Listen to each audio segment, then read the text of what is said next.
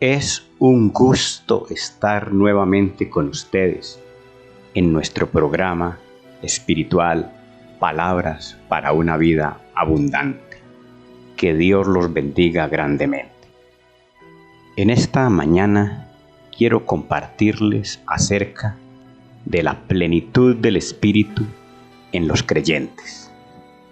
La plenitud del Espíritu es la gran promesa que Dios nos hizo en Cristo, con el fin de garantizarnos la salvación y de que seamos eficaces como sus siervos al resolver las necesidades de la gente. La primera proposición que les quiero presentar en esta mañana es la siguiente. La plenitud del Espíritu de Dios es nuestra garantía de victoria sobre el mal. Al menos eso es lo que podemos entender cuando observamos el orden del Evangelio según Lucas, pues es notorio el interés que hay en el escrito de resaltar la obra del Espíritu de Dios en el ser humano como algo que resulta determinante en el desarrollo de la vida cristiana. Es así como en el capítulo 3, en los versos 15 y 16, el autor nos deja ver que un tema de la predicación de Juan el Bautista, que es su manera de responder a la inquietud general de que si él podía ser el Cristo, es precisamente un mensaje bastante concreto sobre la trascendencia que tiene la plenitud del Espíritu Santo en la vida de los creyentes.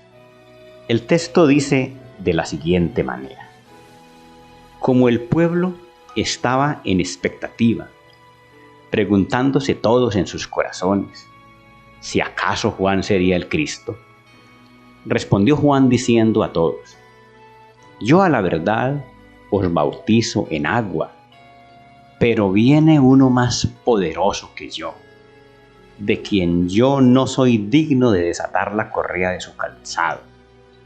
Él os bautizará en Espíritu Santo y fuego. Entendiendo que el bautismo de Juan era un bautismo de arrepentimiento, lo más honesto que él podía decirles es que todo lo que ellos debían esperar de él es que los preparara para asumir la actitud correcta con miras a la manifestación del Mesías, que era la de personas verdaderamente arrepentidas, con el fin de que no se fueran a perder por nada lo que estaba por llegar. Es decir, lo más grande que había para los que estaban esperando el gran cumplimiento de la promesa mesiánica, que era la presencia del Espíritu Santo a través de Cristo, que les llegaría para llenar la vida de todos ellos. Posteriormente, en el mismo Evangelio, en el capítulo 4, versículos 1 y 2, dice: Jesús, lleno del Espíritu Santo, volvió del Jordán y fue llevado por el Espíritu al desierto por 40 días y era tentado por el diablo. Y no comió nada en aquellos días, pasados los cuales tuvo hambre. Estas palabras corresponden a las condiciones que caracterizaban la preparación de Jesús para asumir la vida acorde con la voluntad de Dios, dejándolo en condiciones de enfrentar y vencer con altura las tentaciones que inevitablemente se encontraría en el proceso de su existencia. Pero si pensamos en el contenido de los versos que les acabo de leer, es claro que la intención con estas palabras es enfatizar en el hecho de que la victoria espiritual de Jesús con su vida y la eficacia de su ministerio se debe esencialmente a que Él es una persona que posee la plenitud del Espíritu Santo. Es por eso por lo que esa solvencia que viene de Dios, por medio del Espíritu, le permite enfrentarse a todas las propuestas elaboradas por el mal. y no sufrir ningún tipo de daño espiritual. O sea que por la claridad espiritual que lo acompaña, él puede identificar muy bien las perversas intenciones del tentador en cada alternativa que se le presenta, siendo algo que debió pasar durante toda su vida en el mundo, entendiendo que todo esto tiene que ver con la forma común de pensar de las personas según la cultura a la que se pertenece. La segunda proposición de esta mañana es que la plenitud del Espíritu de Dios en los creyentes es garantía de prestigio y credibilidad. Dejando atrás los aspectos que tienen que ver con la propia victoria de Jesús sobre el mal, hacemos un salto en la lectura y continuamos con los versos 14 y 15 del mismo capítulo 4 de Lucas, en el que el escritor continúa diciendo: Y Jesús volvió en el poder del Espíritu a Galilea, y se difundió su fama por toda la tierra de alrededor. Como pueden oír, el escritor nos da a entender que es el Espíritu el que le aporta a Jesús las condiciones que garantizan el éxito de su ministerio. Y en esa forma es que podemos afirmar que gracias a la presencia del Espíritu de Dios en su vida, y en este caso definiéndose como poder, o como dice la versión del Peregrino, impulsado por el Espíritu, Jesús volvió a Galilea y su fama se extendió por toda la comarca. Entendiendo esto como el gran respaldo que Dios, el Padre, ha ido confirmando en cada una de las cosas que Jesús ha venido haciendo, y logrando con ello alcanzar un enorme prestigio en toda la región en la que él ha desarrollado su labor. Es un prestigio que también puede significar credibilidad, que es la que le abre las puertas de las sinagogas, que eran los lugares en los que los judíos se reunían en sus días de reposo para el estudio de las Escrituras. Y es de esa manera que se puede certificar que él, Jesús, era reconocido como maestro, y de hecho es como dice el texto en el versículo 15: y enseñaba en las sinagogas de ellos, y era glorificado por todos. La segunda parte del anterior versículo, otras versiones lo traducen así: respetado por todos, Biblia del Peregrino, y todos le alababan, versión Dios habla hoy, y todos lo admiraban, nueva versión internacional.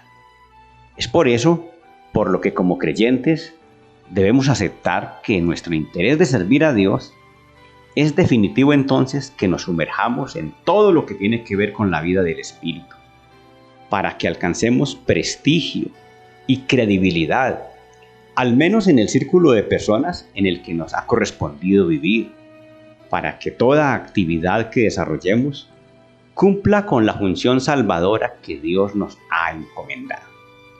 Por último, mi tercera preposición dice, o mi tercera proposición: en la plenitud del Espíritu están los maravillosos contenidos que nos permiten ser usados por Dios en la sanidad de la gente. Continuando con nuestra lectura bíblica, en Lucas 4:16 dice: vino a Nazaret, donde se había criado, y en el día de reposo entró en la sinagoga conforme a su costumbre, y se levantó a leer. Como lo dice el texto, Jesús era un gran practicante de la fe judía. Era su costumbre asistir cada sábado a la sinagoga con el fin de estudiar las Escrituras. Pero en este caso, por alguna razón, es él quien precisamente hace la lectura para todos los asistentes. Y como vamos a ver un poco más adelante, él también es el encargado de hacer un interesantísimo comentario alrededor de lo leído. Con respecto a esta porción de la Biblia, les leo el siguiente comentario del sacerdote jesuita Luis Alonso Choquer. Jesús sigue el rito acostumbrado en el culto semanal de la sinagoga. Se ora y canta, se lee una perícopa de la ley, o sea, la Torá. Luego, otra de los profetas. Ambas están escritas en rollos de pergamino que se conservan en la sinagoga y alarga y recoge un empleado. Se añade un comentario. Cualquier asistente adulto puede solicitar el privilegio de leer y comentar. Se lee de pie, se comenta sentado. Jesús se ajusta al ritual y lee la perícopa señalada, que es Isaías 61, 1, 2, según la versión griega, con un verso sustituido por el 58, 6 y con el verso final suprimido. Es así como la lectura del capítulo 4 de Lucas continúa de la siguiente manera en los versos 17 al 18. Y se le dio el libro del profeta Isaías, y habiendo abierto el libro, halló el lugar donde estaba escrito: El Espíritu del Señor está sobre mí, por cuanto me ha ungido para dar buenas nuevas a los pobres, me ha enviado a sanar a los quebrantados de corazón, a pregonar libertad a los cautivos y vista a los ciegos, a poner en libertad a los oprimidos, a predicar el año agradable del Señor. Lo que en esta parte les voy a resaltar es que según Lucas, lo que hace Jesús es citar precisamente uno de los textos mesiánicos más representativos de las escrituras hebreas. Y como aquí se menciona que una de las características más significativas del Cristo es la presencia del Espíritu del Señor en su vida, como es el Espíritu el que garantiza todos los contenidos que se requieren para cumplir con la labor ministerial que en este caso se identifica como la buena noticia para todos los necesitados. Por último, vale la pena que concluyamos con los versos 20 y 21, sobre todo porque tienen que ver con algo que es definitivo para la fe de un pueblo que está esperando al Mesías. Dice así la palabra de Dios: y enrollando el libro lo dio al ministro, y se sentó. Y los ojos de todos en la sinagoga estaban fijos en él. Y comenzó a decirles: hoy se ha cumplido esta escritura delante de vosotros. Jesús entrega el rollo a la persona encargada de la sinagoga, pero todos los asistentes están a la espera del comentario que él como lector y maestro debía hacerles. Y justamente son las palabras del Señor en ese momento las que el evangelista usa para mostrarles a ellos que Jesús es quien le da sentido a ese texto, permitiendo que a través de su vida Dios le dé cumplimiento a su promesa de sanidad a todos los necesitados que puedan creer, gracias a que en todo momento Él se ha venido moviendo bajo la dirección divina por la intervención del Espíritu de Dios.